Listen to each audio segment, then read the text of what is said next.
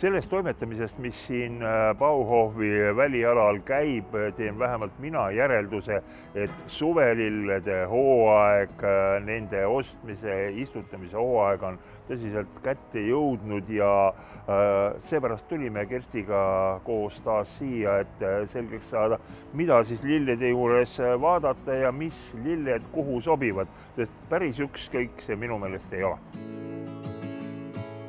Ma tegin oma esimese valiku ära, kohe kuuleme, kas Kersti kiidab selle õigeks ja valiku tegin ma sellepärast, et kõigepealt tootja on Flores Aed, juba interneti aadress ütleb, et .ee Eesti firma ja lisaks sellele on ka logo peal Eestis kasvatatud. Kersti, kas minu valik oli tark valik?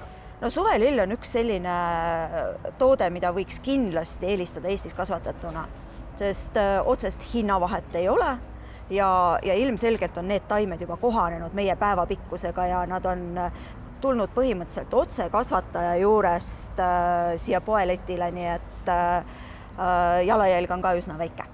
Nüüd aga ole hea, räägi, milliseid lilli sa kõige rohkem soovitad, täna teemaks meil rõdukast, mis sinna sobivad ja kas ilmakaartel on ka mingi mõju? Valime taimed selle järgi, kuhu suunda meie rõdu või terrass avatud on, et näiteks pelargon meil ei õitse varjulisel küljel, aga minu meelest on ta üks esimesi valikuid täispäikesesse, ta on hästi vastupidav, tema lehed on sellised natukene vett hoidvad ja korralikult süüa anda, siis õitseb ta viimasest öökülmast esimese sügisekülmani. Nii et tegelikult on ju selliseid rõdusid, selliseid majakülgi, kus on nii-öelda, saab hommikupäikese kätte peaaegu võib-olla lõunani ja siis jääb varju kuni järgmise hommikuni.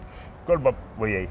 Pelargon saab seal hakkama, aga kui on vähem päikest, on ka õisi vähem. Aga kui me räägime sellisest varjulisemast kohast, siis lähme liigume begooniate juurde. Ma leidsin siit veel ühe põneva taime, mis on tegelikult teenimatult vähe tähelepanu saanud.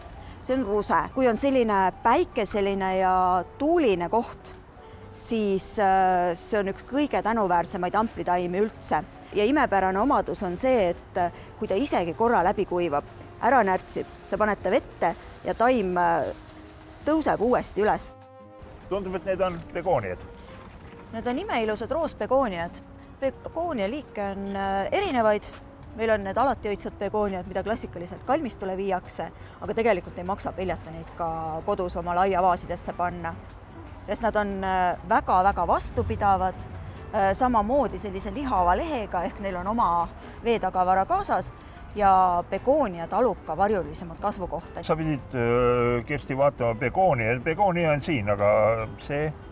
See on Boliivia begoonia. Tegelikult ta kasvab üsna kõrgeks, selline 50 kuni isegi 70 sentimeetrit. Tema õied ei ole nii lopsakad, aga selle eest on ta väga vastupidav haljastuses. Aga meil on vaatamata veel üks petuunia ampel, mis on juba valmis istutatud sellisesse ideaalsesse suurde potti. No, tõepoolest see on mõnus ja suur ja ta on raske ka ja siingi on see kiri peal Eestis kasvatatud. Vot see on esimest korda näen, et ka tavapoest on võimalik osta sellist ampelpotti, mida sa ei pea hakkama ümber istutama. Et kui muidu on need amplid meil müügis sellise 20-25 sentimeetrise läbimõõduga potis, siis tegelikult see on ikkagi transportpott. See ei ole selline, milles kodus igapäevaselt taime kasvatada. Aga siin need amplid on pandud, no see raske tõsta, aga ma hoian. Neil on pea 10 liitrit mulda ja siis on veel selline põhjas veereservuaar, nii et 1,5 liitrit on ka vett tagavaraks. Sul on nüüd lillevalik tehtud selleks, et istutama hakata? Kuna meil on sellist mõnusat hallitooni kast, siis valisin roosad lilled. Mulle lihtsalt meeldib roosa. Ja on roosbegooniad ja kirinõges. Kirinõgese lehe värv on selline hästi põnev, et temaga on küll niimoodi, et kui ta on varjulisema koha peal, siis võib-olla ei tule kogu see värvimäng nii hästi esile, aga ega ta päris ära ka ei kao, nii et ta on roosbegooniale päris heaks kaaslaseks. Istutamismullaks ma võtsin Kersti Peolaani suvelillede mulla. Lõikan siit pealt lahti, jah? Lõika üks auk kotti sisse ja täidame oma istutuskasti. Suvelille mullas on selline esmane väetise kogus olemas, aga umbes nädala pärast soovitan kindlasti suvelillesid väetama hakata ka lisaväetisega. Räägi, seal kasti sees on üks vidin, mis praegusel hetkel lihtsalt vedeleb seal kasti põhjas. Mis asi see on? Pikematel rõdukastidel on alati kaasas selline ühendusdetail või kinnitus, et kui me paneme siia mulla sisse, vesi ka, taimejuured hakkavad kasvama, et muidu vajub kast laiali, aga siin on spetsiaalne klambrite kinnitamise koht, paneme selle siia ja kast püsib ilusasti koos. Ja selle kasti juures on veel hea see, et tal on samamoodi selline kõrgendatud põhi ja päris sügav alus ja natukene veel uhkem variant selle altkastmise juures on selline, millel on ka spetsiaalne andur olemas, et on näha, kui palju vett siin potivõhjas tagavaraks on.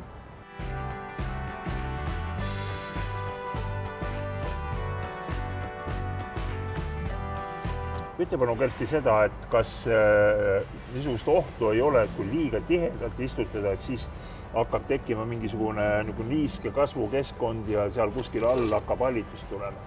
On mõningad liigid, mis näiteks petuunia on suhteliselt tundlik selle suhtes, kui tal õhk ei liigu ümber, siis tuleb selline hallitus lehtedele. Ja ega keegi neist suvelilledest ei armasta liigselt niiskust. Ja esimese kastmiskorraga võib suhteliselt julgelt kasta, sellepärast, et see vesi vajub siia aluse peale ära. Siin all oli see kõrgendatud põhi, taimejuured vette ei ulatu, aga nad saavad kohe piisavalt vett võtta. Meie selle kevadistes aianurkades on olnud alati ka vaatajamäng.